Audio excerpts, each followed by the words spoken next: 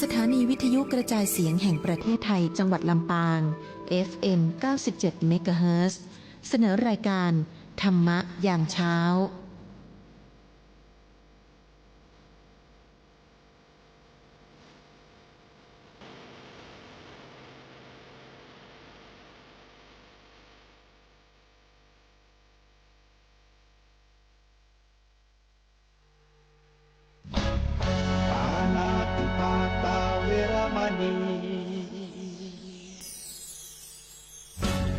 อทินนาทานาเวรมณีกาเมมุสาสุราเม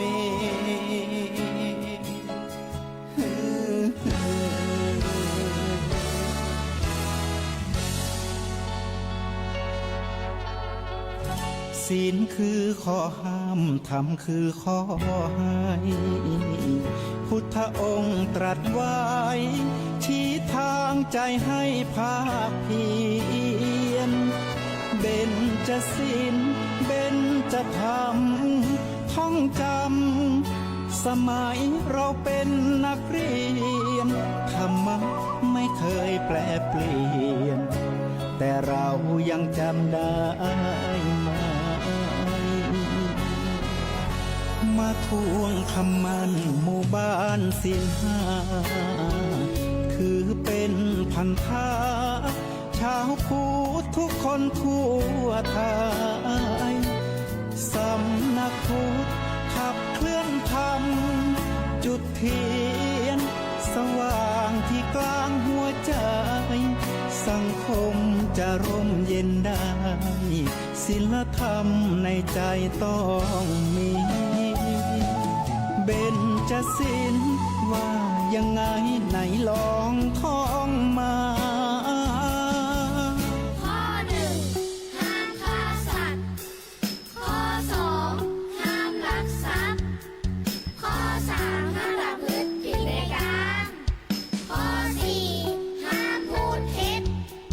ข้อห้าห้ามดื่มสุราแล้วเบญจะทำทั้งห้าว่าอย่างไรไหนบอกชัดๆอีกทีข้อหนึ่งเมตตากรุณาข้อสองสัมมาอาชีพข้อสามกามสังวรข้อสี่ต้องมีสัจจะข้อห้าสติสัมปชัญญะศีลห้าข้อทำห้าข้อทำใจทำได้สักข้อหรือยังมีศีลสุขล้ำมีธรรมสุขใจวอนพี่น้องไทยช่วยกันใส่ใจจริงจังยุคสมัย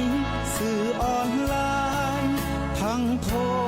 มโจมตีใจเราทุกทางมีศีลมีธรรมเคียงข้างชีวิตพบทางสุขใจ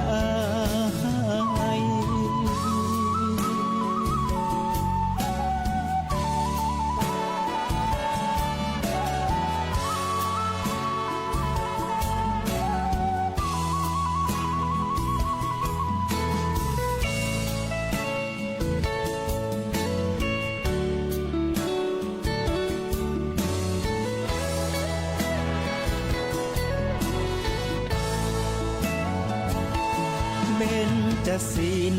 ว่ายังไงไหนลองท่องมาข้อหนึ่งห้ามฆ่าสัตว์ข้อสองห้ามลักทรัพย์ข้อสามห้ามประพฤติผิดในกามข้อสี่ห้ามพูดเท็จข้อห้าห้ามดื่มสุราแล้วเบญจะทำทั้งห้าว่าอย่างไรไหนบอกชัดๆอีกทีข้อหนึ่งเมตตากรุณาข้อสองสัมมาอาชีพข้อสามกามสังวรข้อสี่ต้องมีสัจจะ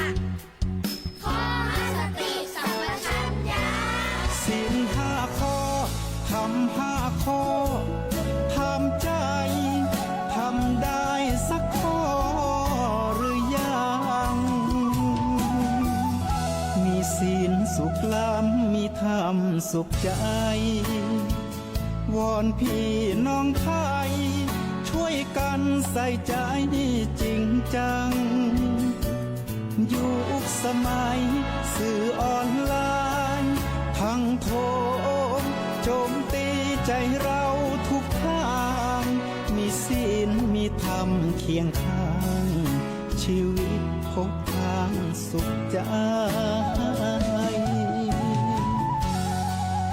มีศีลมีธรรมเคียงข้างชีวิตสมปรารถนาทุกหมู่บ้านรักษาศีลห้าสังคมน่า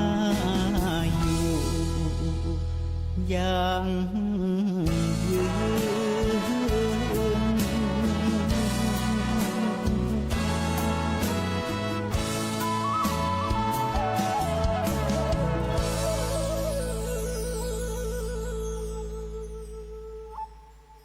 เชื่อได้แผ่โอบเกลือเพื่อมีตวงสาบุญตีทำไว้บ่ไปรับตาตึงย่อนปิกคืนมาปาฮือสุขใจเจ้าถวายสังฆทานพร้อมตานขันเข้าประเคนเอาเรียบร้อยอีมานี่มายังสังฆทานน้อยๆเป็นของผู้ด้อยปัญญากุศลบุญกั้มเตียนธรรมภาษาทรงแสงมักคาดวงตาหันแจ้งขอฮือหมู่เฮากูทานกูค้นญาติกาอันเป็นญาติแห่งญาติกาอันตีบใจญาติก็ดีขอจึงได้หับบุญกุศลอันนี้ได้หับอนิสงส์กับพวกเขาเจ้าค่ะเหมือนเดียวกันวันนี้กูคู่กูคนและนายเฮยก็ขอเจริญพรขอบคุณกับกำข่าวตั้งปนานเตจาละปูนที่ได้ฝากกำข่าวมาคือกับคณะสถาญาติโยมทั้งหลายได้เอามาสืบสารสืบเหตุสืบห้อยกันในรายการธรรมะยามเจ้าวันนี้เริ่มต้นวันจันทร์อาทิตย์เปิดห้องว่าอาทิตย์นี้ก็จะเป็นอาทิตย์ใกล้จะสิ้นเดือนเปิดห้องอาทิตย์กลางๆไปจะอาทิตย์ใกล้สิ้นเดือนคณะสถาญาติโยมทั้งหลายวันนี้หุนหันพันแหลนหุนหาลูกลี้ลูกล้นในช่วงนี้เพราะว่าตื่นมาปุ๊บเนี่ยครับใกล้จะถึงเวลาพอดีก็เลยบอกให้ตั้งไฟช่างว่าขออันนี้น้อยหนึ่งต่อเวลาน้อยหนึ่งเปิดเพลงจนหมดก็เลยได้ตั้งเครื่องตั้งอย่างก็พอดีก็ขอถวายความเคารพหลวงพ่อพระเถรานุเถระทุกรูปทุกตนโดยเฉพาะหลวงพ่อเจ้าในอำเภอเมืองลำปางวัดบุญยวาสวิหารที่เปิดให้โอกาสโดยเฉพาะคณะสงฆ์มาบรรยายธรรมกันในช่วงธรรมะยามเจ้าตั้งสทลำปาง FM 97 เมกะเฮิรตซ์เป็นประจำตั้งแต่เดิมแต่ดักมาหลายปีที่ดักตั้งแต่เขาเริ่มต้นกันมาก่อนโควิดตั้งแต่ปี63แล้วนะ63แล้วคณะสถาญาติโยมหลายตั้งแต่พออนกเขาอยู่พุ่นจนถึงวันนี้รายการธรรมะยามเจ้าก็ได้มาพบปะกันตามหน้าที่วันเสาร์นั่นก็จะมีท่านพระครูสิริธรรมบัณฑิตเจ้าวัดหมิ่งบางมูลร้องผู้ด้วยการวิไลสงฆ์นครลำปางมาบรรยายธรรมให้กับคณะสถาญาติโยมทั้งหลายได้ฟังกันวันอาทิตย์ก็จะเป็นหน้าที่ของพระครูสิริธรรมบัณฑิตที่มาบรรยายธรรมเจ้าหน้าตำบลวิจัยเขต3เจ้าวัดวัดบ้านไหลศิลาทองที่ผ่านไปวันอาทิตย์ที่ผ่านมาตะวันนี่เองวันนี้ก็อาตมาภาพตะคืนเนี่ยก็กลับมาดึกกลับไปบ้านมาไปเยี่ยมแม่ที่บ้านมาก็เลยแวะหาตุน้องที่อยู่ตั้งบ้านหนองแหวนก็เลยกลับมาดึกน้อยหนึ่งกลัวจะจำวัดก็เลยลืมปิดไฟปิดไฟอิดนอนกันเพราะว่าแดดมันแห้งคณะสถาญาติโยมหลายคนเฒ่าแก่ต้องระมัดระวังด้วยในเรื่องการกินกันอย่างต่างๆเนี่ย โดยเฉพาะหน้าเนี่ยกินข้าวกินอย่างต้องระมัดระวังมันเหมือนสมัยแต่ก่อนแกงผักแกงไม่ในสมัยประเดี๋ยวเนี่ยมันเอาละไว้แบบเมินบ่ได้โดยเฉพาะแกงผักละเนี่ยคณะสถาญาติโยมทั้งหลายแกงผักละของยำผักละของเนี่ยมันบูดมันอย่างกินระวังรู้ต้องและลำบากหน้าหอนเนี่ย คนเฒ่าคนแก่เวลารู้ต้องพ้นมันบ่เหมือนย้ำหนุ่มมันอันบ่ใครได้นะเปิ้นเฮาว่าหูรูดเทาหวานเนี่ยมันบ่ใครดีมันบ่แข็งแรงมันเหมือนย้ำหนุ่มมันอยากให้เฮารู้ต้องมันจะปล่อยมาที่เต๊กนะปล่อยมาจนตัวอิดอ่อนนะเพราะฉะนั้นต้องระมัดระวังโดยคนเฒ่าคนแก่เฮาเนี่ยเรื่องการกินหน้าร้อนเนี่ยสำคัญเปิ้นออกโรคท้องร่วงเนี่ยสมัยแต่ก่อนคนเฮามีภูมิต้านทานดีบ่เหมือนสมัยนี้สมัยแต่ก่อนเนี่ยภูมิต้านทานคนเฮามันได้กินส้มกินหยังหน้าร้อนมันจะเคยเป็นหยังนะน้ำพริก5เนี่ยน้ำพริกจิบ่ม่วงเนี่ยกินก็จะเป็นหยัง แต่บัดเดียวนี่บ่ได้นะกินอย่างปุ๊บเนี่ยก็ยากให้เฮารู้ต้องได้เพราะฉะนั้นต้องระมัดระวังเรื่องการกินสมัยนี้เชื้อโรคมันหนักบ่เหมือนในสมัยแต่ก่อนเชื้อโรคมันหนักภูมิต้านทานเฮามันมีน้อยเพราะหยังเพราะวัคซีนต่างๆมาว่าใครตันสมัยพอเชื้อโรคมันพัฒนาไปไกลนะสเปดโรคที่เขาหันนะโรคโควิดนั่นโควิดนี่ของต้องระมัดระวังโดยเฉพาะเรื่องภูมิต้านทานคนเฒ่าคนแก่เฮาในยุคสมัยปัจจุบันเนี่ยนะเพิ่นฮ้องว่าอ่อนแอในเรื่องของภูมิต้านทานเนี่ยเฮาโดนสเปดโดยเฉพาะปูนควันพ่องนะตีเนี่ยกันเนี่ยคนเฮาก็เนี่ยกันได้นะเผาปลาเผาอย่างต่างๆก็ฮู้กันอยู่ว่าเผาปลาแต่เฮาก็ทำใจนะสังคมเฮายุคนี้คนบ่ค่อยปกติมันหนักนะบางเที่ยเผาขี้แย่ก็บ่ฮู้ว่าเผาไปเพราะหยังนะมีคนสั่งให้เผาตรงไหนเสียงมันอยู่ในหัวนะเสียงมันอยู่ในหัวสั่งขึ้นมาคือเนี่ยนะก็เพราะมันผิดปกติคนเฮานั่นแหละเพราะฉะนั้นเนี่ยต้องระมัดระวังด้วย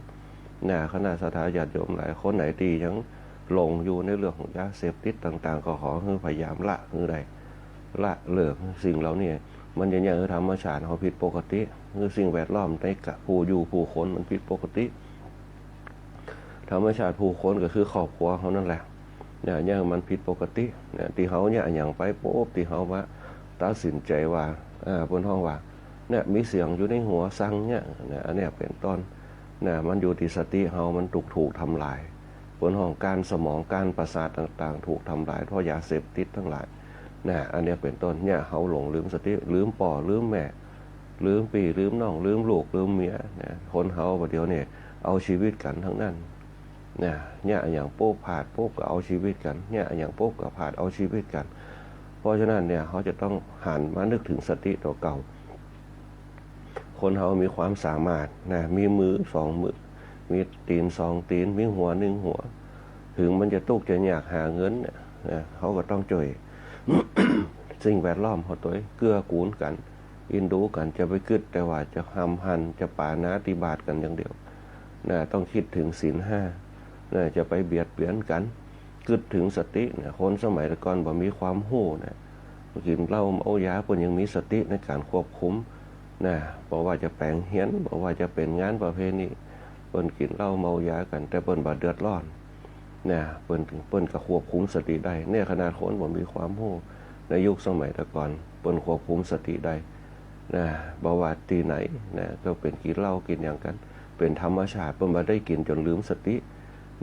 สุราเมรยะมัชฌัปปมาทฐานาเวรมณีอะไรอย่างก็ตามทีนี้คือสติเขาเลินเล่อประมาทมึนเมาเนี่ยคือสติเขาผิดพลาดไปอันนั้นเป็นเฮาว่าผิดปกติเพราะฉะนั้นเพิ่นก็เลยบอกพยายามระงับพยายามเว้นคือได้ถ้ามันเกินลิมิตไปบ่ไปปุ๊บเพิ่นก็ย่างคนสมัยแต่ก่อนในเวลาเพิ่นกินปุ๊บเพิ่นตึกแล้วเพิ่นก็ย่างปอตึกเพิ่นบ่ได้เอาจนขาดสติคนเฮาในยุคสมัยเดียวกันศึกษามันสูงแต่จิตใจคนมันบ่สูงเพราะการศึกษามันสูงจิตใจมันบ่สูงปุ๊บมันก็พัฒนาในสิ่งที่ขาดสติ ในสิ่งที่มันเกินกำลังเฮาเพราะเฮาอยู่กันถึงวันเนี่ยพอสิ่งเหล่านี้ล่ะทีเนี้ยคนเฮาหลายประมาทเลินเล่ออันนี้ก็ขออนุญาตชี้แจงในข้อที่ตัวในเรื่องของ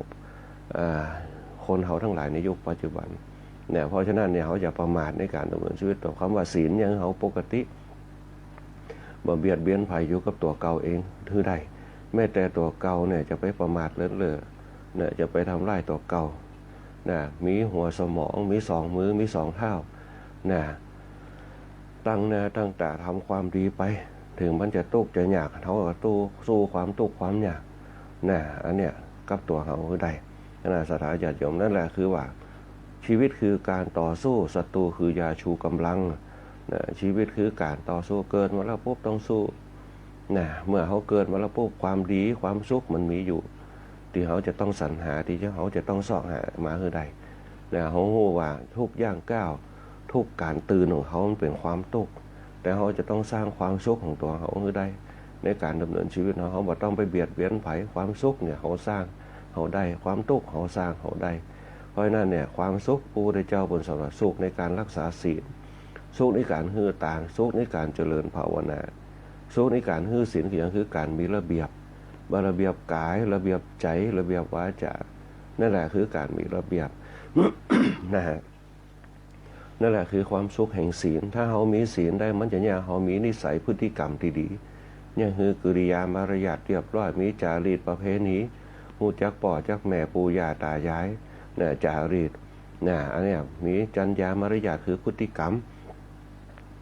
จารีตประเพณีก็คือฮู้จักรักษาวงศ์ตระกูลฮู้จักโคตรเงาตัวเก่าที่เป็นกำเนิดเข้ามาเขาจะไปคิดว่าพ่อแม่เนี่ยมีแต่นึกสนุกตีเนี่ยคือเขาเกิดบางคนบอกว่าตั้งใจเกิดก็มีคนยุคใหม่เนี่ยแต่ถามว่าเปิ้นต้องการมีลูกเพื่ออย่างเพื่อสืบสกุลเพื่อสืบสันดานเพื่อสืบวงศ์ตระกูลตัวเก่าเพื่อมาให้มันขาดสูญไปมนุษย์เนี่ยคือสัตว์ที่มีเผ่าพันธุ์เนี่ยเผ่าพันธุ์ที่ดีหรือบ่ดีขึ้นอยู่ที่เขาสร้างเพราะนั้นเนี่ยคำว่าศีลเนี่ยเป็นสิ่งที่เนี่ยเขาเนี่ยอยู่ด้วยตัวเก่าได้บ่เบียดเบียนตัวเก่าบ่เบียดเบียนผู้อื่นบ่เบียดเบียนสิ่งแวดล้อมบ่เบียดเบียนสรรพสัตว์ทั้งหลายนี่แหละคืออำนาจของศีลที่เนี่ยคนเขาอยู่ปกติได้นะคณะสัตยาญาติโยมหลายที่เขาอยู่ด้วยกันม่วนก็เพราะเขามีศีลสังคมในยุคก่อนๆเปิ้นมีความสุขเพราะหยังเพราะเปิ้นมีศีลเปิ้นบ่รบกวนไผเปิ้นบ่ละเมิดสิทธิไผเปิ้นอู้กันด้วยวาจานุ่มนวลไพเราะเนี่ยเปิ้นอยู่ด้วยกันแบบบ่ประมาทนะในการดำเนินชีวิตนี่แหละคือศีล5เนี่ยคนเขาเนี่ยบางครั้งมันต้องมีธรรมะเขาจะไปคิดถึงว่าโอ้มันวุ่นวายแล้วปุ๊บถึงนึกถึงศีลเนี่ยมันกับสงครามที่เกิดขึ้นมาในยุคปัจจุบันนะพอมาโหปุ๊บโอ้สงครามมันเกิดปุ๊บเนี่ยประชาชนเดือดร้อนน้ำมันขึ้นเขาอยากมาแพงเอามาเนี่ยละเนี่ยถ้าเขาคิดตั้งแต่ต้นมันก็ไม่มีปัญหาแต่พอมาคิดถึงบรรปลายปุ๊บอันใหญ่ที่มันเป็นความสุขที่แท้จริง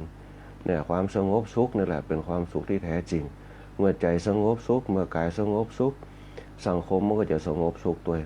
เนี่ยคนเขาถ้ามันเดือดร้อนสังเกตว่ามีไฟลุกเป็นยอมย่าตื่นเจ้ามาก็ไม่ได้รับไม่ได้นอนเสียงปืนเสียงระเบิดอย่างน่าเค้นฆ่ากันนั่นแหละคือความวุ่นวายเพราะนั้นเนี่ยสังคมโลกทั้งหลายเนี่ยถ้าคนเขามีระเบียบมีจารีตประเพณีฮู้จักฮักกันสิ่งที่คนเขาเนี่ยแตกแยกกันก็คือหนึ่งคือพฤติกรรมของคนเขานั่นแหละนะตีกลงตัวเก่าเองทั้งที่คนเขาเนี่ยมันมีอย่างสักอย่างนะเกิดมาเนี่ยเวลาก็แป๊บก็ผ่านไปนะอันเนี้ยเป็นต้นเนี่ยตีแกงแย่งชิงดีชิงเด่นกันโป๊บเนี่ยเขาจะต้องสูญเสียอย่างไปพอง1สูญเสียความรู้สึกในด้านจิตใจ2สูญเสียในด้านสิ่งแวดล้อมนะอันเนี้ยเป็นต้นเพราะฉะนั้นเนี่ยรักษาศีลฮือตานนี่อย่างที่ต้องฮือตานก็คือเขาเผื่อแผ่เพื่ออกเพื่อใจฮือกันปั่นใจฮือกันปั่นโอกาสฮือกันเนี่ยฮืออภัยซึ่งกันได้กันทิฏฐิมานะทาระได้ปุ๊บเนี่ยมันจะยังเขาปลดปล่อยทิฏฐิมานะตรงนั้นไปนะตรงนี้เป็นต้นคณะสัตยาญาติโยมทั้งหลายนะสังคมโลกเขาทั้งหลายทั้งฮู้จักมีศีลเนี่ยมีจารีตประเพณีมีกิริยามารยาทฮู้จักอ่อนน้อมถ่อมตนฮู้จักอภัยฮือกันมันก็อย่างเงี้ยเกิดสังคมมีความสุขนะยิ่งแข็งก็ยิ่งแกร่งยิ่งแกร่งก็ยิ่งกล้ายิ่งกล้าก็ยิ่งแตกนะเพราะฉะนั้นเนี่ยเขาจะต้องให้มันยิ่งกล้าก็พอกล้าก็คือทำความดีนะทำความดีเนี่ยคือสังคมมันสงบสุขคือใดเนี่ยคือว่าศีลตานสุดท้ายแล้วปุ๊บเมื่อศีลตานมันเกิดในสังคมใดก็ตามสังคมนั่นก็จะเจริญงอกงามอยู่ด้วยกันอย่างผาสุกอยู่ด้วยกันอย่างสันติสุขนะก็น่าศรัทธาญาติโยมทั้งหลายเพราะนั้นหมู่เขาทั้งหลายเขาก็เนี่ยยังบ่ได้เมื่อเนี่ยยังบ่ได้ปุ๊บเขาก็มีอย่างเดียวคือพยายามฟังธรรมะขั้นตอนสุดท้ายเมื่อศีลเมื่อตานเมื่อภาวนามันเกิดกับจิตกับใจเขาแล้วกับกายเขาแล้วเขาก็ย่องอยู่ที่ธรรมะก็คือสิ่งที่มันก่อเกิดมาจากปัญญาที่เขาฟังอยู่เนี่ยเกิดแตก ปัญญาขึ้นมาเปิ้นเฮาพุทธะเมื่อปัญญามันแตกขึ้นมาปัญญาว่าแตกสลายเนี่ยแตกซ่านเมื่อปัญญามันแตกซ่านเกิดมาจากสติที่เฮาระลึกได้สัมปชัญญะความรู้ปัญญามันแตกซ่านเพราะปัญญามันแตกซ่านโป๊กเนี่ยคำว่าพุทธะมันจึงเบิกบานพุทธะเป็นผู้ตื่นอยู่เสมอความว่าตื่นเนี่ยตื่นจากความทุกข์ทั้งหลายตื่นจากความมืดมนทั้งหลายว่าโอ้นี่แหละคือความทุกข์นะเขาสร้างความสุขไปลบล้อยความทุกข์ตรงนั้นมันเนี่ยให้เกิดความปีติยินดีเนี่ยสิ่งใดก็ตามที่เนี่ยเกิดความผาสุกที่เกิดความสันติสุขนั่นแหละก็คือความสุขของมนุษยชาติทั้งหลายนะถ้าคนเรานึกถึงศีลถึงตานถึงภาวนาแล้วก็ธรรมะบารมีตรงนี้มันจะเนี่ยคนเฮาเนี่ยคนเฮาว่าไปที่ไหนก็ตื่นตัวอยู่เสมอมีสติปัญญาครอบคลุมว่าต้องเป็นทานแห่งความมืดมนทั้งหลายว่าต้องเป็นทานแห่งความทุกข์ทั้งหลายเพราะคนเฮามีความทุกข์เป็นประดับอยู่แล้วตื่นเจ้ามาก็มีความทุกข์หายใจก็มีความทุกข์เดินก็มีความทุกข์เห็นก็มีความทุกข์แต่ขึ้นอยู่กับตัวเฮาว่าเฮาจะระงับความทุกข์นั้นได้จะใดนะทุกข์เพราะอยากนะทุกข์เพราะยากนะทุกข์เพราะอยากทุกข์เพราะยากเฮาจะแยกจะได้ทุกข์เพราะเย็นทุกข์เพราะสบาย เนี่ยขึ้นอยู่เฮาสร้างนั่นเองคณะสถาญาติโยมธรรมยามเจ้าในวันนี้ตั้งสอทำราง FM 97 เมกะเฮิรตซ์ก็ได้รับความอนุเคราะห์จากตั้งสอทำรางด้วยการนำของผู้อำนวยการสถานีคุณอัญชันสรลำเป็นต้นคุณกาญจนาอินทาหัวหน้าฝ่ายรายการคุณก้อยอัชราพรป้องจันทร์คุณแอลชุติการอชัยคุณบรรหารสุชาเนี่ยตีจ่วยการขึ้นมาโดยเฉพาะพระสงฆ์เขานะที่มาบรรยายธรรมก็อำนวยความสะดวกให้ความเป็นกันเองให้ความเป็นครอบครัวสอทลำปางด้วยกันโดยเฉพาะฝ่ายสร้างเขาผู้ปิดทองหลังพระนี่แหละนะตามพระราโชบายของพระบาทสมเด็จพระเจ้าอยู่หัวรัชกาลที่9เนี่ยผู้ปิดทองหลังพระถึงตั้งหน้ามันจะงดงามแต่เขาไม่ได้ปิดแต่ตั้งหลังเนี่ยส่วนมากคนบ่ค่อยได้สนใจกันการปิดทองหลังพระนะผลักดันสนับสนุนนะผลักดันนะทรงนะแล้วก็ยู่ไปนะคือเกิดความสำเร็จนะ ฝ่ายสร้างเขาก็จะอำนวยความสะดวกไม่ว่าจะเป็นการถ่ายทอดเสียงนะคือโอกาสในเรื่องของการคือความหู้ในเรื่องของ เนี่ยการสื่อสารต่างๆคือกับพระสงฆ์องค์ข้าเจ้าเขาติลิ่งสัญญาณไปหาสอทอลำปางของเขาตื่นเจ้ามานี่อาจจะติดเสียงจะติดน้อยหนึ่งคณะสถาญาติโยมหลายเพราะว่าตื่นมาได้ปวดหัวมาได้กินน้ำห้อนก็เลยเสียงติดน้อยหนึ่ง นะฮะมันจะหวันพออายุนักปุ๊บเนี่ยปวดหัวปุ่มเงือกเนี่ยหรือว่าปุ่มทำเสียงมันจะย่อนยานนะปุ่มปวดหัวปุ่มเสียงเนี่ยในคอเนี่ยมันจะย่อนยานพอย้อนยานปุ๊บมันก็เหมือนกับอย่างคนเขาว่ามันหลากเนี่ยคือมันติด เนี่ยถึงอาการแอมจะได้มันก่อนไปจะหายเพราะอายุมันหนักไปตามธรรมชาติของสังขารไปเนี่ยไฟช่างเขาจะให้อำนวยความสะดวกโดยเฉพาะไหลฐานติมาปัญญาผู้ปุ่นเกี่ยวพยายามเนี่ยลิงสัญญาณเนี่ยวันก่อนช่างต่อกับลิงสัญญาณไปคือรันพระครูสิริธรรมบัณฑิตนะต้องวัดต่อกับเครื่องไม้เครื่องเก่าเหมือนลิงสัญญาณจนคณะสถาญาติโยมได้ยินได้ฟังกันนั่นแหละคือความบนห้องว่าความเป็นมิตรเป็นกันเองความเป็นอำนวยความสะดวกทางสอทอมปางคือกับพระสงฆ์เฮาแล้วก็ทางคณะศรัทธาเฮาตัวหลายผู้หลายท่าน เนี่ยถึงมาได้ฟังตอนเจ้าก็ไปฟังเทพเอาเนี่ยฟังกันและนี่แหละก็ถือว่าเป็นกำลังจิตกำลังใจเป็นบนห้องว่าที่คณะสถาญาติโยมหลายมารวมจิตรวมใจกันเดี๋ยวท้ายๆเขาจะมาทักทายกันหลายผู้หลายท่านที่เขามาสู่รายการธรรมะยามเจ้า นะในช่วงหลังๆมานี่ก็จะมีหลายสถานีที่เปิ้นจะเปิดธรรมะกันละหลายสถานีบอกว่าจะเป็นทั้งวิไลสงฆ์นครลำปางเขาตัวนะตื่นเจ้ามาเปิ้นแก่ลิงสัญญาณนะมาเปิดให้กับคณะสถาญาติโยมทั้งหลายได้ฟังกันแต่ทีนี้ปุ๊บตั้งสอทอลำปางเขาก็มีการถ่ายทอดสดกันตั้งเฟซบุ๊กไล่ของพระครูสิริธรรมบัณฑิตนะอันนี้เป็นต้นกับตั้งสอทอลำปางเขาตัวนะอีกอันหนึ่งก็ก่อนเข้ารายการก็จะขออนุญาตประกาศข่าวสักเล็กน้อยหนึ่ง งานประเพณีเดี๋ยวบางครั้งจะลืมวันก่อนก็ลืมนะลืมนะงานประเพณีสองตีด้วยกันเนี่ยพอดีเปิ้นนิมนต์มาก็เลยฝากประกาศข่าวให้กับคณะสัตยาติโยมหลายได้ยินได้ฟังแต่ในวันที่11เนี่ยวันพุธที่11โอ้แหม2วันเนี่ยแหม2วันนี่จะเป็นงานประเพณีวัดวังหม้อตำบลต้นนงชัยอำเภอเมืองจังหวัดลำปางนะแหม2วันวันที่11มีนาคมวันพุธที่11วัดวังหม้อตำบลต้นนงชัยอำเภอเมืองจังหวัดลำปางก็จะมีงานประเพณีส่งน้ำพระธาตุฉลองสารบาตรฉลองสารบาตรและสืบชะตาเพิ่นจะเริ่มงานวันนี้นะคณะสัตยาติโยมทั้งหลายวันนี้เพิ่นจะเริ่มงานกัน9 โมงเพิ่นจะจัดดาเครื่องหลวง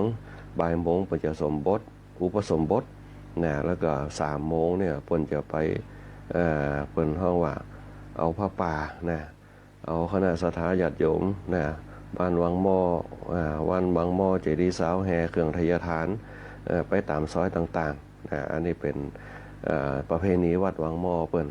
ส่งน้ำพระธาตุทุกปีนะ9 นาฬิกาเป็นต้นไปวันอังคารที่10เนี่ยก็จะมีเปิ้นห้องว่า9 โมงเปิ้นจะอุทิศส่วนบุญส่วนกุศลนะคือกับบรรพบุรุษทั้งหลายที่ได้ล่วงลับรับขันได้ที่มีคุณต่อวัดต่อวานะ9 โมง11 โมงถวายพระทหารเพล15 นาฬิกา3 โมงสถานหอวัดต่างๆนะแห่เครื่องทยทานเข้าร่วมอนุโมทนานะวันที่11เนี่ยก็จะมีพิธีสืบชะตานะเจริญพุทธมนต์นะแล้วก็ถวายพระทหารเพลแด่พระสงฆ์นะแห่เครื่องหลวงสักการะทรงน้ำพระธาตุนะอันนี้ก็งานประเพณีวัดวังหม้อในวันที่11งานเพิ่นเริ่มวันนี้นะฮะอีกงานหนึ่งก็จะเป็นงานวัดแม่ไซค้ำนะวัดแม่ไซค้ำก็จะมีงานฉลองพระธาตุเสนาสนะของวัดแม่ไซค้ำในวันอาทิตย์ที่15 มีนาคม 2569งานเพิ่นก็จะเริ่มตั้งแต่วันที่13นะ13ทักษิณานุปทานแห่ขวตานนะแล้วก็14เนี่ยจะมีพิธีบวงสรวงนะพิธีบวงสรวงสถานหอวัดนะนำเอาขวตานมารวมกันมาถวายรวมกันนะประปาหอวัดเป็นงานประเพณีตั้งเหนือบ้านเฮานะเป็นการสืบสานสืบทอดกันแล้วก็วันอาทิตย์ที่15เพิ่นก็มีถวายตานออกนะจะมีตานออกนะวันที่15ตานออกก็คือพระสงฆ์เพิ่นก็จะมาฮับตานกันในวันที่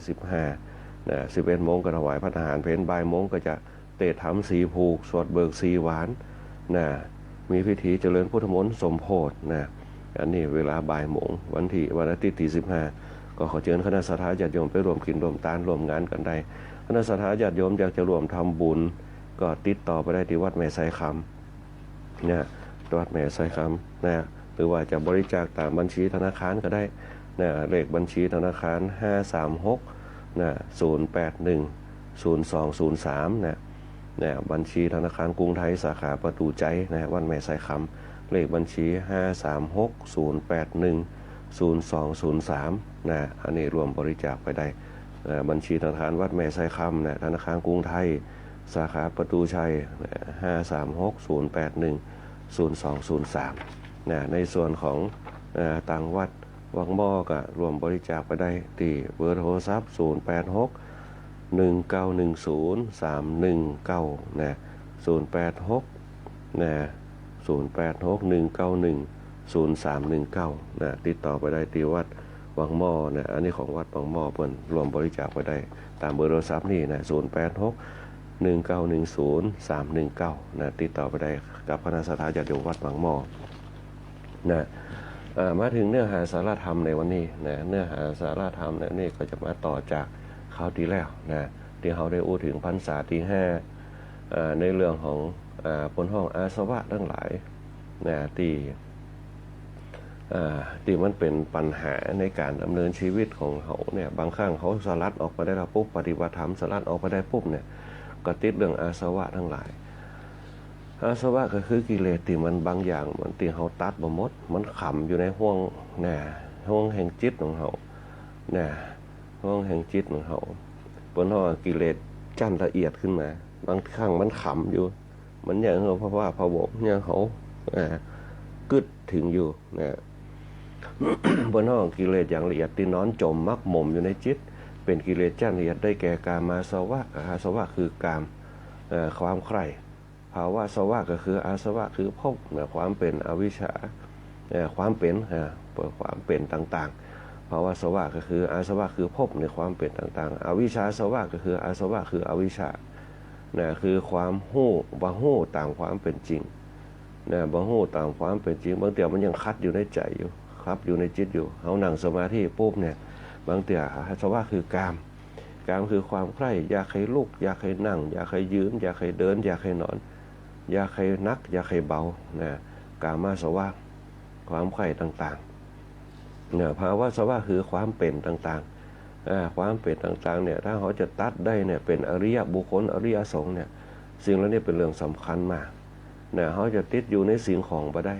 เขาจะติดอยู่ในลาภยศสรรเสริญก็บ่ได้ภาวะสวะเนี่ยคืออาสวะคือภพเหมือนกับคนเฮาว่า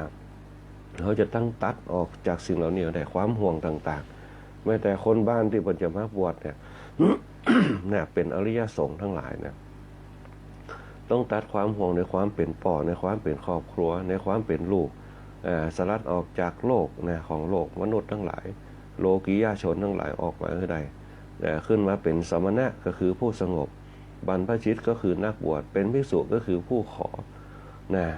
เป็นผู้ขอเปิ้นขออย่างถ้าเขาฮู้จักคำว่าขอในยุคปัจจุบันนะเป็นอัตตาเนี่ยคนเขาจึงว่าขอทานเขากึดกันเนี่ยตู้เจ้ามาขอทานแต่ความจริงขอส่วนบุญขอส่วนกุศลขอให้คนเขาได้สละเขาต้องกึดทีขอขึ้นคนเขาได้สละแต่คนเขาบ่สละในยุคปัจจุบันเพราะบ่สละปุ๊บมันก็เกิดความยึดมั่นถือมั่นอันนี้ของกูอันนี้ของตัวกูเหมือนกับหลวงปู่พุทธทาสเปิ้นบอกเนี่ยเปิ้นฮือขอพ่ออย่างขอเพื่อฮือสลัดออกจากความเป็นตัวของตัวเองนั่นแหละฝรั่งเปิ้นหันตรงนี้ว่าเขาสลัดออกจากตัวเองเนี่ยถ้าเขาจะปล่อยปุ๊บมันก็สลัดออกถ้าเขาบอกปล่อยมันก็บ่สลัดออกเนี่ยตรงนี้เป็นต้นในสถานอย่างฝรั่งเนี่ยเปิ้นแต่งออกเปิ้นจึงไปเฮียนเปิ้นกรรมฐานกับหลวงปู่ชาวัดหนองปลาพงแต่ก่อนฝรั่งถึงนั่นฝรั่งที่เปิ้นมาจากจบวิศวะพ่องจบหมอพ่องเปิ้นมีความรู้มันจะว่าเนี่ยบางคนเปิ้นบ่บวชกันฝรั่งหลวงปู่ชาภาษาอังกฤษบ่จะเก่งแต่เปิ้นสอนด้วยจิตเปิ้นสอนด้วยจิตคนในยุคปัจจุบันลองลูกหลานเฮาสอนด้วยจิตสอนจะได้สอนด้วยจิตก็คือสังเกตพอคนเฮาฮู้แต่จิตแต่พยาบาทแต่บางฮู้จิตด้วยเมตตาสังเกตง่ายๆคนในยุคปัจจุบันน้องเสียงเก่านะจิตอาฆาตเนี่ยเหมือนกับเขาขี่รถตัดหน้ากันเนี่ยจิตอาฆาตทำได้กันแต่เขาบอกมีจิตเมตตาคือเอาภัยปล่อยไปอย่าบ่มีคนในยุคปัจจุบันเพราะฉะนั้นละอ่อนบัดเดียวเนี่ยมันมีจิตด้วยความอาฆาตเยอะเพราะอย่างพ่อเขาอยู่ด้วยความหยาบไม่ได้อยู่ด้วยความละเอียดเขาอยู่ด้วยความอวิชชาถึงนั่นอาสวะถึงนั่นละอ่อนในยุคปัจจุบันสังเกตว่าไม่ได้มีความห้อนให้ขี่รถกันเลี้ยวคนเฒ่าแก่บ่สนน่ะเพิ่นขี่รถเครื่องเพราะหยังในหมู่บ้านสมหายซ้ำขี่รถเดียวในหมู่บ้านทั้งๆที่เฮาเป็นหมู่บ้านเพิ่นต้องขี่รถจ้าๆคนเฒ่าคนแก่ละเด็กอ่อนสดหนทางมาเนี่ยในหมู่บ้านสมัยแต่ก่อนน่ะมันจะมีรถจนขนน่ะบ่มีรถจนละอ่อนในหมู่บ้านทั้งหลายเนี่ยแต่ว่าก็ไปบ้านกรรมนะหันคนในหมู่บ้านน่ะละอ่อนไว้หลุดหลังเขาเนี่ยขี่รถในหมู่บ้านเนี่ยขี่รถตู้ทึบเนี่ยว่าเดี๋ยวรถตู้ทึบมันจะขี่เลี้ยวกันเพราะเร่งเวลาทำงานสุดท้ายแล้วพวกเนี่ยบ้านปลายชีวิตอันอย่างกระจ่างที่มันเลี้ยวก็ที่มันจ้าเกินไปก็เลี้ยวเกินไปก็มันก็ผิดพลาดได้เลี้ยวเกินไปมันก็ยังเขามันเป็นห้องว่ายับยั้งบ่ใครอยู่ที่เขาห้องว่าขาดสติจ้าเกินไปก็ยืดหยาดคัดขวางเพราะฉะนั้นมัชฌิมาปฏิปทาอย่างพระพุทธเจ้าสอนนั่นแหละยังตะวาไปบ้านเนี่ยที่บอกขี่ขับรถเดี๋ยวถ้าเกิดปวดพลาดขึ้นมาพวกแก้ไขไปใจตันเป็นต้นอ่อนเฮาในยุคปัจจุบันมันจึงเกิดปัญหากันขึ้นมาในยุคปัจจุบันเพราะมันยังเขาขาดสติเพราะมันมีกิเลสทั้งหลายเข้ามาครอบงำอยู่ความย่างคิดทั้งหลายมันจึงบ่เกิดกับตัวเก่ามันจึงมีอย่างคนเขาขาดสติไปบ่เหมือนคนในยุคสมัยแต่ก่อนเพิ่นยังมีสติเพิ่นยังมีศีลควบคุมเพิ่นมีจรรยามารยาทเพิ่นยังมีจารีตประเพณีเพิ่นยังมีธรรมะประจำตัวบ่ทำไผบ่ที่มีธรรมะเพราะอย่างเพราะมันมีเบญจศีลกับเบญจธรรม เนี่ยยังข้อแรกบ่เบียดเบียนไผก็คือเขามีเมตตานะพอมีเมตตาปุ๊บถามว่ามันเกิดอย่างกับตัวกับตนเขาได้มันก็เกิดบารมีเมตตาบารมีคือความเต็มใจที่เขาบ่ทำลงไปที่เขาบ่ยะอย่างลงไปพอเขาบ่ทำบ่ยะอย่างไปมันก็ยะเขาบ่ผิดพลาดประมาทบ่เบียดเบียนนะซึ่งกันและกันนั่นแหละคนเฒ่าคนแก่เฮาในยุคแต่ก่อนเพิ่นมีเมตตาบารมีตรงนี้แหละมันไปฟูใจเฮาฟูจิตของเฮาเนี่ยคือจิตเฮาแกร่งใจเฮากล้าจิตแกร่งใจกล้าปุ๊บเนี่ยมันก็มีใจเหมือนเพชรเมื่อใจมันเพชรมันก็จะมีกำลังแต่ว่าได้สนทนาธรรมกับพ่อบุญยืนเนี่ยพ่อบุญยืนมาแอวหาได้สนทนาธรรมเพิ่นอายุได้90ปลายถามเพิ่นอยู่ได้ด้วยหยังดูได้ด้วยกำลังจิตกำลังใจเนี่ยเมื่อกำลังจิตมันดีมันก็ผ่องใสกำลังใจมันดีมันก็เนี่ยคือใจเฮาเย็นปล่อยไปตามธรรมชาติเพิ่นก็ขับรถใหญ่ได้ขับรถเครื่องได้เนี่ย91น่ะเพิ่นบอกแล้วว่าเขาก็เลยถามว่าเรื่องการกินเพิ่นก็กินน้อยๆบ่ต้องไปกินนะเพิ่นก็กินน้อยๆเจ้ามาก็มีหยังเนี่ยประเดี๋ยวนี้เพิ่นก็อยู่ฟังรายการธรรมะยามเจ้าอยู่ในสวนเพิ่นพุ่นน่ะอยู่ในสวนนะแต่เพิ่นก่อนก็เพิ่นทำงานเป็นข้าราชการแต่ก่อนเนี่ยการด้วยกันที่วัดน้ำล้อมนะก็เฮาก็ศึกษากันเวลากับคนเฒ่าคนแก่พวกเฮาก็เอาธรรมะนี่แหละมาแจ้กัน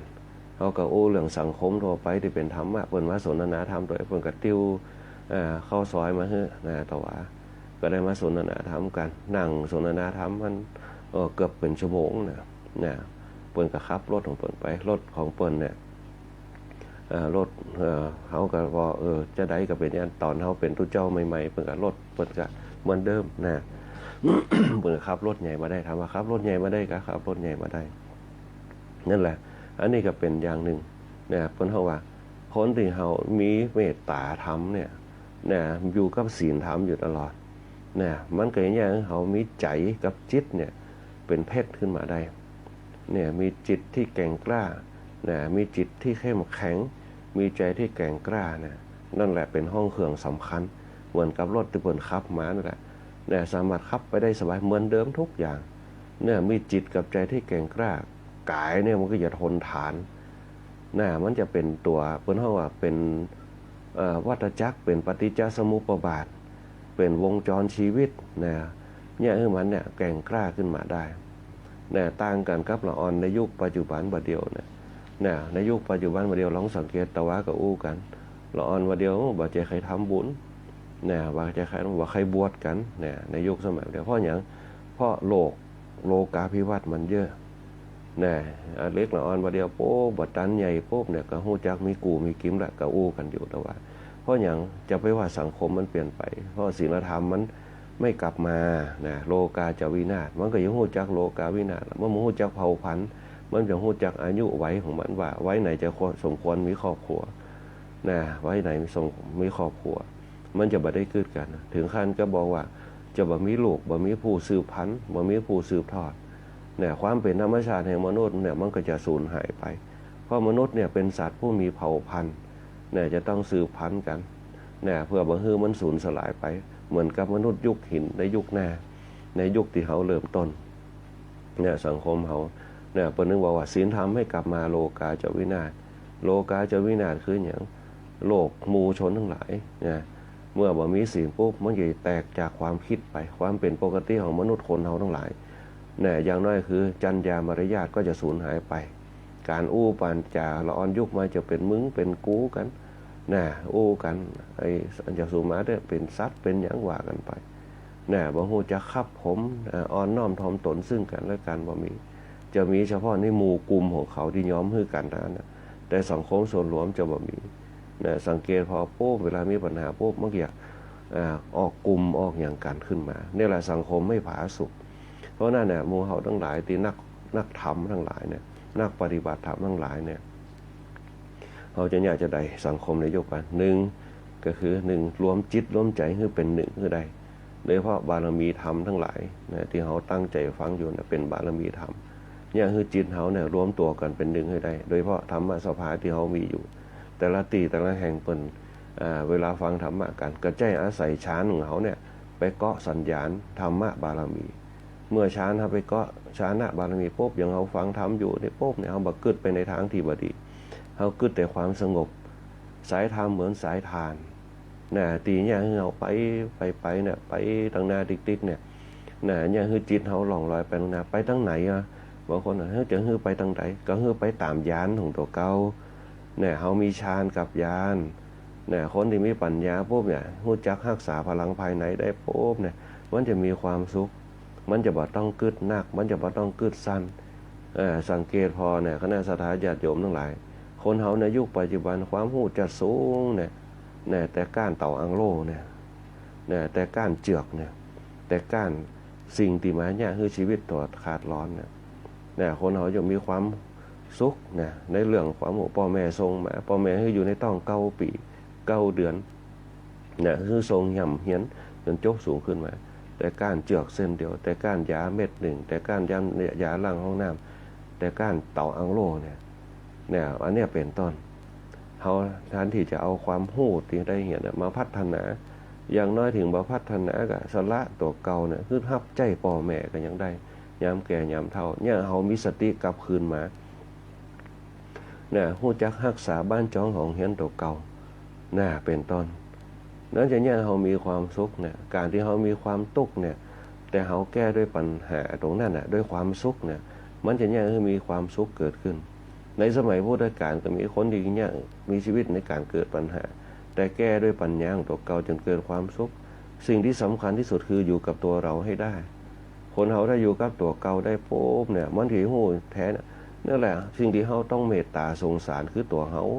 ไม่ใช่ตัวเขาคนเขาเนี่ยเมตตาสงสารคนอื่นนักจนลืมตัวเก่าจนลืมหัวใจตัวเก่าจนลืมจิตตัวเก่าบางคนจิตหันเหจิตเววนต่างๆพ่อลูกพ่อเต้าพ่อทรัพย์สมบัติก็มีจิตละเหเววนต่างๆเมื่อจิตละเหเววนใจมันก็ทำงานแบบปกติเหมือนกับเครื่องยนต์ถ้าหม้อกรองอากาศมันบดีโป๊บมันก็ตึกตักมันบนิ่มมันอึกอักเป็นต้นเมื่อจิตมันบดีเนี่ยระบบมันก็ทำงานหลวนเมื่อมันหลวนปุ๊บมันก็บ่ตั้งมันเพราะบ่ตั้งมันปุ๊บร่างกายมันก็ทรุดโทรมร่างกายมันก็ประมาทมือลอยไปเลยเดินตกคันไดผ่องน้ำห้อนลวกมือผ่องเนี่ยแต่ถ้าจิตกับใจมันดีปุ๊บเนี่ยมันจะตั้งมันเหมือนกับรถหัวเทียนมันดีปุ๊บมันถึงต้องกวางหัวเทียนมันสะอาดหม้อกรองอากาศมันดีเครื่องมันก็นิ่มสตาร์ทปุ๊บเหมือนกับบ่ได้สตาร์ทลักษณะเดียวกันคณะสัตยาญาติโยมทั้งหลายคนเฮาเนี่ยอย่างน้อยคือมันดูแลจิตตัวเก่าให้ดีๆดูแลใจตัวเก่าให้ดูแลห้องเครื่องดีๆเมื่อจิตกับใจมันดีปุ๊บเนี่ยร่างกายมันก็จะสดใสเดี๋ยวละอ่อนมันอย่ามาถามเขาธรรมชาติมันอย่าฟ้องกันเองละอ่อนไม่ถามยายเฮาเนี่ยที่อย่างอายุตั้ง90นี่อย่างน้องเฮาเนี่ยอายุแค่14ก็ตายแล้วที่อย่างน้องเฮา14ก็เพราะว่ามันขี่รถเร็วเปิ้นบอกไปใครฟังอันนี้เป็นที่อย่างลูกเขาอายุ16 17ก็ตายแล้วเป็นโรคมะเร็งกันเป็นอย่างกันเพราะอย่างพ่อหนึ่งเขาบ่ดูแลจิตแต่ว่าวันซืนเนี่ยไปอ่านหนังสือไปอ่านในเน็ตสมาธิเป็นตัวฆ่ามะเร็งอันนี้อาตมาภาพถึงเจือในสมัยพุทธกาลตีเฮียนบาลีมาเนี่ยมันจึงมีแต่ครับว่ามะเร็งก็คือ1จุดเริ่มต้นก็คือความร้อนเหมือนอุกกาบาตที่ตกลงมาเนี่ยมันก็แผ่ขยายเป็นวงกว้างเหมือนกับฝีเวลาเขาเป็นฝีสมัยก่อนจะเป็นฝีกันฝีนี่มันจะห้อนจะเอาที่นี่เนี่ยวิธีแก้ก็คือ1เขากำจัดเรื่อง3 อาคือได้3 อคือได้อากาศอาหารอารมณ์3อย่างเนี่ยต้องมีอยู่ในตัวคือได้อากาศเนี่ยคือเขาจะไปหาที่ไหนฝุ่น PM เต็มบ้านเต็มเขาก็ไปซ่อหาอากาศในช่วงเวลาของอากาศพระพุทธเจ้าคนนี้บอกว่าในช่วงอากาศดีที่สุดเนี่ยก็คือป่าเนี่ยก็คือต้นไม้คนบ้านไหนที่มีต้นไม้เนี่ยสังเกตพอบ้านนั่นจะคนอายุยืนกันเยอะเพราะอากาศเนี่ยมันจะต้นไม้เนี่ยมันจะปกป้องเขาต้นลำไยก็ที่เขาปลูกกันมันจะขุมบ้านขุมจ้องนั่นแหละคือคุณภาพสูงต้นลำไยก็ต้นบ่อฝางก็ปนจะปลูกกับต้นสำชาก็ซ้ำเมาะสังเกตพอแต่เวลาแดดร้อนปุ๊บปนจะบังเขาเย็นพอเย็นตรงนั้นเนี่ยเขาก็ได้ออกซิเจนสังเกตพอเวลาตื่นเจ้ามาพวกเขาไปหดน้ำพักเขาจะมีความสุข ได้ถึงน้ำได้ถึงอากาศนะอากาศมันดีปุ๊บเนี่ยหัวใจมันได้อากาศปุ๊บนั่นแหละเป็นเอโดรฟินเนี่ยสารแห่งความสุขชั้นยอดตาก็ได้เห็นสีเขียวเป็นโคโรฟิล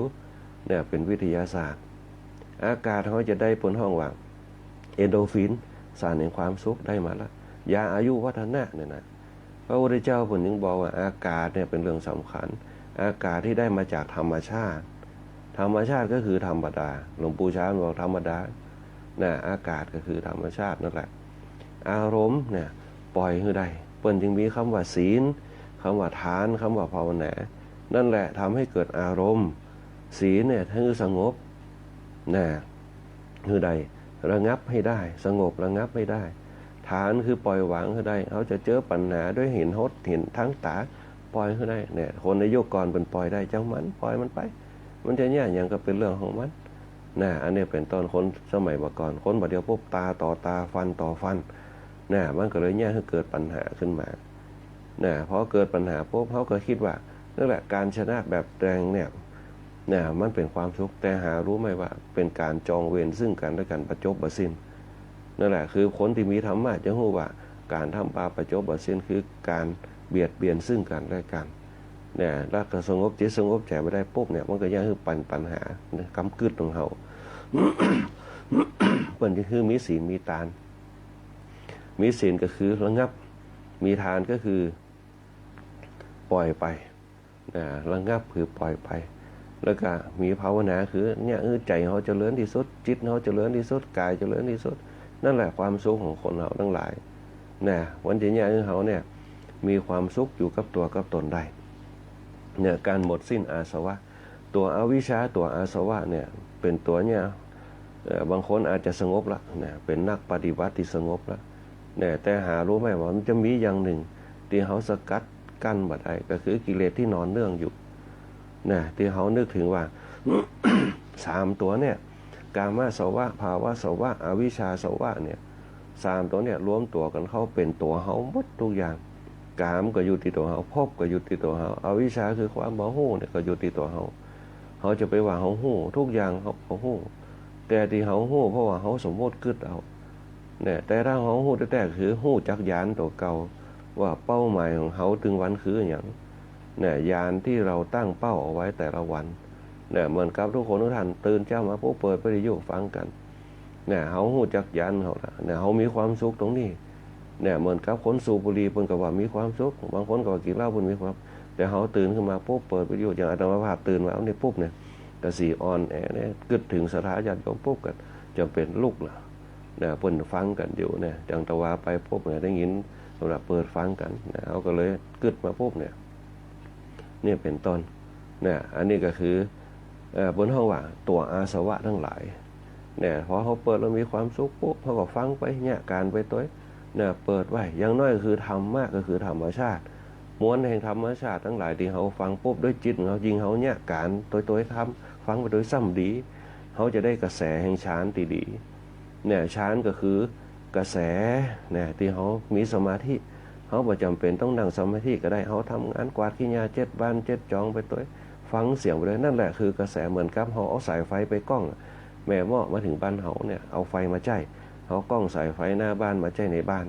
เนี่ยคำว่าฝึกฌานฝึกให้มันนิ่งฝึกให้มันมีปกติแต่คำว่าเมื่อนิ่งแล้วปุ๊บมีปกติแล้วปุ๊บเขาจะต้องใส่ช่องว่างระหว่างฌานกับญาณให้ได้ว่า1เขาจะต้องฟังแบบสงบเขาจะต้องฟังแบบระงับฟังเพื่อปล่อยวางในที่สุดปุ๊บเนี่ยเมื่อเขาทำฌานตรงนี้นะเขาจะได้ญาณตีเขาไปถึงเป้าหมายเขาบอกแวะบ่คล้องไปตรงไหนเขาฟังด้วยจิตใจที่นิ่งเขาบ่มีเสียงวอกแวกสังเกตพอเวลาเขาฟังอยู่ปุ๊บเนี่ยคนอื่นกายไปปุ๊บเขาได้ยังเขาก็เงียบเพราะว่าจิตเขาเงียบอยู่บางคนก็ตั้งไว้กินแล้วเนี่ยกำลังนึ่งเข้าอยู่เขาก็ฟังต่อนั่นแหละคือฌานที่นิ่งกระแสเขาสามารถเกาะไว้ถึงพอเขาปิดปุ๊บปิดรายการวิทยุปุ๊บเนี่ยเขาได้ความหูละญาณได้ความหูอย่างเนื้อหาอาจจะบ่ได้แต่เขาได้อารมณ์แห่งการฟังได้สมาธิเนี่ยเพิ่นเฮาว่าธรรมชาติก็คือธรรมดาธรรมชาติธรรมดาก็คือธรรมะนั่นเองเนี่ยเขาฟังทุกวันมันจะเป็นพฤติกรรมเขานั่นแหละก็คืออายุวัฒนะตื่นเจ้ามาเขาต้องฟังตื่นเจ้าเขาจะมีความสุขกับตรงนี้นั่นแหละคือเป้าหมายที่เขาทำกันที่เขาได้ความสุขเพิ่นเฮาว่าปีติสุข มันจะเกิดขึ้นมาจากธรรมะบารมีปีติสุขธรรมะบารมีเนี่ยเขาจิตใจอ่ะคนเขาว่าอิ่มอกอิ่มใจตื่นเจ้ามาได้ฟังเหมือนกับเขากินข้าวแล้วได้กินเมี่ยงอ่ะมันตึกงั้นแน่นอกแน่นใจเนี่ยเหมือนเขากินข้าวเขาจะกับพักเนี่ยมันได้เต็มใจนะกินกะลาบอย่างเดียวก็ว่าได้ต้องมีพักกับนะกินแกงพักกินแกงแค่กับไข่กับอย่างต่างๆกินนั่นกินนี่นะพักกับกันนะมันมีรสชาติของมันนะอันเนี้ยเป็นต้นคณะสัตยาติโยมนะกินก๋วยเตี๋ยวก็มีถั่วงอกนะกับตัวเนี่ยเป็นต้นมันเนี่ยคือแน่นใจเนี่ยเหมือนกับเขาไปร้านเปิ้นมีก๋วยเตี๋ยวเขาเปิ้นมีถั่วงอกเนี่ยเขาก็มีความสุขใจเปิ้นมีน้ำพริกตัวเนี่ยแต่พอเปิ้นมีน้ำพริกปุ๊บเขาเริ่มจะงดงิดละอย่างก๋วยเตี๋ยวบ่มีน้ำพริกทั้งที่เขาบ่กินก็ได้น้ำพริกตรงนั้นนะเขากินกับก๋วยเตี๋ยวถ้าเขามีความสุขกับตรงนั้นเขาพึงพอใจในสิ่งตรงนั้นเนี่ยจิตที่ปล่อยแล้วจิตที่วางแล้วจิตที่ไม่มีอาสวะเกิดขึ้น เขาจะหู้จักธรรมดาเขาจะบ่งุดงิดอารมณ์โกรธอารมณ์โทสะจะบ่เกิดกับตัวเขานะอันนี้เป็นเขาว่าอารมณ์ที่ขจัดออกจากอวิชชาแล้วก็อาสวะทั้งหลายนะเขาจะเฉยกับสิ่งเหล่านั้นเขาจะนิ่งกับสิ่งเหล่านั้นแล้วก็ยิ้มนะด้วยริมปากเพราะสิ่งเหล่านั้นนะเป็นอย่างดีละบ่เป็นอย่างสงบดีละเนี่ยอันนี้เป็นต้นนี่แหละมันจะแยกให้สังคมเขาเนี่ยอยู่เย็นเป็นสุขกันว่าต้องได้เดือดร้อนกันเพราะว่าคนเขาจะมีสติเขาต้องตั้งสติให้ได้ระงับให้ได้เนี่ยอันนี้โลกหน้าเนี่ยสำคัญมากเนี่ยสังคมห้อนให้คนเขาถ้าจะขาศีลขาธรรมปุ๊บมันจะบ่ฮู้หน้าฮู้หลังมันจะบ่ฮู้จักชีวิตเป็นชีวิตพอสังเกตพอคนเขาในยุคปัจจุบันขับรถเลี้ยวก็บ่ฮู้จักชีวิตตัวเก่าบ่ฮู้จักชีวิตคนอื่นน่ะสังเกตพอเนี่ยบางคนทำงานด้วยรถเครื่องขี่ไปปุ๊บบ่สนใจเนี่ยอย่างตีข่าวกันมีปาดหน้าปาดตากันทำลายชีวิตกันบางคนขี่ไปปุ๊บประมาทนะจนกันห้องเป็นต้นนั่นแหละนะอันเนี้ยก็เตือนสติตัวเก่าตัวเนี่ยบางครั้งเนี่ยเขาอย่าประมาทอย่าตึงเกินไปอย่าหย่อนเกินไปตึงเกินไปก็บ่ดีหย่อนเกินไปก็บ่ดีมัชฌิมาปฏิปทาแต่สำคัญที่สุดคือต้องมีธรรมะอยู่ในตัวเนี่ยบางคนว่าต้องมีธรรมะจำเป็นต้องไปบวชบ่ต้องจำเป็นไปบวชก็ได้แต่ถ้าเขาปฏิบัติได้แต่ทางคือดีที่สุดเขาจะชำระกิเลสทั้งหลายต้องบวชเนี่ยเพื่อสละทางโลกเนี่ยเข้าหาทางธรรมเนี่ยทางโลกปุ๊บเนี่ยเขาบอกเข้าไปยุ่งเกี่ยวกับทางโลกศึกษาทางธรรมคือหนึ่งเนี่ยคือมันเบาใจเนี่ยคือมันวางใจเนี่ยคือมันสบายใจคือได้แล้วเอาความเบาใจความวางใจความสบายใจไปเพื่อแผ่คือกันเนี่ยเหมือนกับพระสงฆ์องค์เจ้าเขาเนี่ยเปิดปฏิบัติมาปุ๊บเนี่ยแต่ความสนิทสนมความคุ้นเคยนั่นแหละบางครั้งเขาจะต้องรู้จักประมาณรู้จักลิมิตตัวในการอู้จาสนทนาธรรมกันบางคนคุ้นเคยกันนะปุ๊บเนี่ยเหมือนกับอย่างเดียวกันเนี่ยอันนี้เป็นต้นเพราะฉะนั้นก็ต้องปล่อยวางขึ้นได้นั่นแหละคือตัวอาสวะทั้งหลายนะอวิชชาทั้งหลายนะที่อยู่กับตัวเขาเพราะสิ่งเหล่านี้เนี่ย คนบอกว่ามันจะเนี่ยคือเกิดสิ่งที่มันผลเขาว่าอยู่ในจิตของเขานะอย่างในอารัตนคณสูตรว่าถ้าจะจี้ว่าอยู่ตีหูบพิจารณาอยู่ตีหูบเนี่ยหูบเนี่ยเป็นอนัตตาไม่ใช่ตัวตนบางคนว่าตัวตนเนี่ยเขาจับเนื้อต้องตัวได้นี่คือตัวตนแต่สุดท้ายเราปุ๊บเนี่ยสิ่งเหล่านี้มันเกิดขึ้นชั่วคราวนะไม่ใช่ตัวตนจิตติเวทนาจิตติสัญญาสังขารวิญญาณรูปเป็นนาสัญญาสังขารวิญญาณเป็นอนัตตามันสมมุติขึ้นมาช่วงระยะหนึ่งปุ๊บเนี่ยแต่ช่วงระยะที่เป็นอนัตตามันเหมือนบางคนเนี่ยแทบจะไม่ได้ลงมาเตี่ยก็ได้นะอัตภาพเป็นเนี่ยเป็นห้องอนัตตานะอันนี้เป็นห้องว่าตัวเฮาตัวตนบุคคลเราเขาต่างๆเพราะฉะนั้นตัวเฮาเนี่ยจึงเป็นอุปทานนะขึ้นมาแต่เฮานึกว่ามันเฮาอาจจะมองเห็นตัวตนเฮาที่เป็นอยู่ในขณะนี้เนี่ยเขาจึงยึดว่าเนี่ยตัวเฮาเนี่ยที่เฮายึดกันเนี่ยตัวเฮาความจริงมันไม่ใช่ตัวเฮามันจะต้องยังพบหน้าก็อย่าไปแหม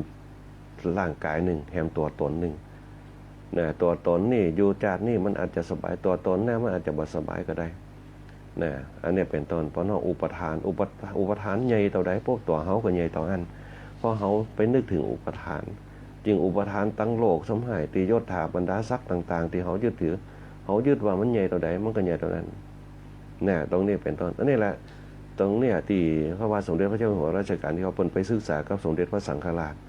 เปิ้นจึงทำตัวให้ติดดินอยู่ตลอดเวลาภูมิพะโลอยู่ตลอดเวลาเมื่อเราทำตัวให้ต่ำมันก็จะสูงเมื่อเราทำตัวให้สูงมันก็จะต่ำนะเพราะฉะนั้นตัวเขาเนี่ยจึงเป็นอุปทานนะจึงเป็นอุปทานเป็นเงาของอุปทานนะที่เขาสมมุติขึ้นมายึดถือขึ้นมาในสังคมโลกเขาเนี่ยว่าเขาใหญ่กว่าเนี่ยสุดท้ายเนี่ยเขาไม่ได้ใหญ่ไปเลยนะอัตตาภาวะมันเป็นปัจจัยมันเป็นอายุของมันสิ้นการแล้วปุ๊บมันก็ต้องเสื่อมสลายไปนะตรงนี้เป็นต้น อันนี้แหละเนี่ยตัวอวิชชาทั้งหลายนะเป็นตัวภพนะเป็นตัวกามประกอบกันอยู่นี่เป็นตัวอาสวะนะตัณหานะคือความดิ้นรนทุรายอยากได้คือความอยากทั้งหลายเหมือนกับสังคมโลกเขาในยุคปัจจุบันคือความอยากจะข่มนะความอยากจะทำลายมันเกิดขึ้นนะมันเลยเนี่ยคือสังคมโลกเขาเป็นจิยะในยุคปัจจุบันนะผลสุดท้ายปุ๊บเนี่ยความเดือดร้อนก็เกิดขึ้นเขาอยากมาแฝงน้ำมันแปลงเป็นต้นนะ เพราะฉะนั้นเนี่ยพระนักสถาญาติโยมทั้งหลายนะบนห้องว่าในสมัยพุทธกาลเนี่ยพระอรหันต์ตายแล้วศูนย์เนี่ยบนถึงว่าพระอรหันต์ตายแล้วศูนย์มันก็นะก็เพราะว่าปมีเรื่องอะไรอย่างที่จะต้องแต่พระพุทธเจ้าเนี่ยพระสาวกได้ซักถามกันคือว่าความเป็นพระอรหันต์เนี่ยสำคัญว่าเบญจขันธ์ก็คือบ้านนะเบญจขันธ์คือตัวเฮานั่นแหละก็คือบ้านเป็นเฮือนกายนะเป็นเฮือนกายนะเป็นเฮือนกายใจก็เนี่ยคนกี่ตอบว่าปัจจัยนะบ่ได้สำคัญจะอันนะเขานี่ท่านก็พระเถระเพิ่งจะซักถามไปเมื่อเป็นจะอันปุ๊บบ้านเฮาเนี่ยในเมื่อบ้านอันติดตายแล้วเนี่ยนะนี่อย่างนะเข้าใจว่าพระอรหันต์ตายแล้วศูนย์ตายแล้วศูนย์ก็เพราะว่าตายไปจากกิเลสทั้งหลายนะกิเลสทั้งหลายที่ดับไปนะที่มีกิเลสที่มันอยู่ในจิตในใจเนี่ยมันดับไปตายจากกิเลสทั้งหลายนะอันเนี้ยพระพุทธเจ้าเพิ่งก็บอกว่าสิ่งที่เนี่ยคนเฮาเนี่ยดำรงอยู่ได้ก็คือวิชา3ญาณ3นะวิชา3ญาณ3วิชา3ก็คือสิ่งที่เนี่ยเฮาเนี่ยมีความแจ่มแจ้งอยู่ตลอดเวลาในวิชา3นะแล้วก็ญาณ3เนี่ยอันนี้เป็นต้นทั้ง3ตัวทั้ง2ตัวเนี่ยจะเป็นอุปกรณ์เนี่ยเฮาเข้าถึงนิพพานได้นิพพานในพระพุทธศาสนาก็คือเนื้อความที่ละเอียดอ่อนสุขุมตีคนทั่วไปเข้าใจได้ยากนะเข้าใจได้ยากนิพพานคือความดับของทุกข์เขากิเลสทั้งหลายที่มันอยู่ในตัวในตนเขาถ้าเขาดับได้ปุ๊บเนี่ยดับอย่างสงบระงับได้บ่มีอย่างที่มาเป็นพันธะผูกพันเลยนะอันนี้เป็นต้นเนี่ยบนห้องนิพพานก็คือดับกิเลสทั้งหลายเนี่ยคือปนจากสภาวะในความเป็นตัวตนทั้งหลายขึ้นมาได้นะอันนี้เดี๋ยวเขาจะมาอู้กันในคราวต่อไปนะวันนี้เราไปดูเวลานะเวลาหมดนะหมดเวลานะก็ขอเจริญพรกับคณะสัตยาติโยมกูคู่กูคนที่เข้ามารวมรับฟังรายการธรรมะยามเจ้าเนี่ยวันนี้บอกว่าจะเป็นทั้งบ้านทั้งจองเฮาที่เข้ามาสู่รายการธรรมะยามเจ้านะหลายผู้หลายท่านบอกว่าจะเป็นพระครูวิทักษ์วรยานพระครูวิจารณ์วรการตู้เจ้าธรรมดาตั้งเสริมงามตัวคุณแม่สุรีต่างบ้านตกหัวจ้างนะคุณแม่บัวไข่นะต่างบ้านตกหัวจ้างเฮาแล้วก็ตั้งแม่ คุณแม่สลวยต่างบ้านคัตริยาตัวที่ฟังรายการธรรมะยามเจ้าอยู่ในช่วงตอนเจ้านี่นะฮะแล้วก็หลายผู้หลายท่านนะตุปิติขามโนภิกขุตุปิอภินันโทภิกขุนะแล้วก็ตู้เจ้าธรรมดาตั้งเสริมงามตัวแล้วก็คุณโยมคุณแม่อุศีตัวนะที่ฟังรายการธรรมะยามเจ้าอยู่คุณโยมสารวุฒิคุณโยมมนชนกคุณโยมอัมภัยคุณโยมลาวันตัวคุณโยมวันดีนะคุณโยมอุไรหวานคุณโยมแม่ที่ว่าหวานตัวคุณโยมแดงหวานคุณโยมนพดลคุณโยมอุศีนะคุณโยมสงสายตุปีพระโชตินรินตัวนะคุณโยมจันฟ้องคุณโยมยายแดงคุณโยมเสงาคุณโยมอเมงคุณโยมนวลศรีคุณโยมลักษินานะที่อยู่ทางออสเตรเลียเปิ่นฟังธรรมะยามเจ้าอยู่นะแล้วก็คุณโยมปานอมคุณโยมบวรคุณโยมเพ็ญศรีนะแล้วก็คุณโยมโชคดีมีความสุขคุณโยมเอราวัณคุณโยมสมพรคุณโยมแสงเดือนคุณโยมอารีคุณโยมศรีพันธ์คุณโยมธนชาคุณโยมอัมพันธ์คุณโยมทีบาบิลอนตัวนะคุณโยมจันทาคุณโยมแสงจันทร์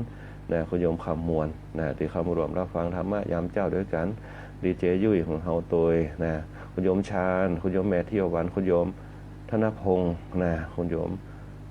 ธนพงศ์คุณโยมสรวัตรคุณโยมนพดลคุณโยมสง่าปินานแบ่งตัวอมรฤทธิ์นะคุณโยมบุญเที่ยงคุณโยมรักษิณาคุณโยมอัมพันธ์คุณโยมธนชาคุณโยมเพ็ญศรีตัวโยมวิศรีคุณโยมสมสายนะแล้วก็คุณโยมอารีคุณโยมลาวันคุณโยมปานหนอมคุณโยมมานพคุณโยมอาเมียงคุณโยมแดงหวานคุณโยมสุชาดานะคุณโยมนนศรีคุณโยมสมพรตัวนะวันนี้เวลาหมดนะตู้ปีเอ็มตัวตั้งหนองแหวนคุณ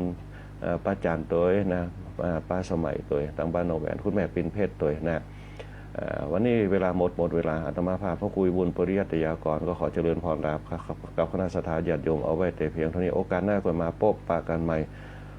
ขอความสุขความเจริญจงมีแด่คณะสัตยาญาติโยมและขอคณะสัตยาญาติโยมกูโคโคคนจงมีแต่ความสุขความเจริญมีอายุวันนะสุขาภละปฏิภาณธนสารสมบัติทุกผู้ทุกคนด้วยเถิดก็ขอเจริญพรปานาติปาตาเวรมณีอทินนาทานา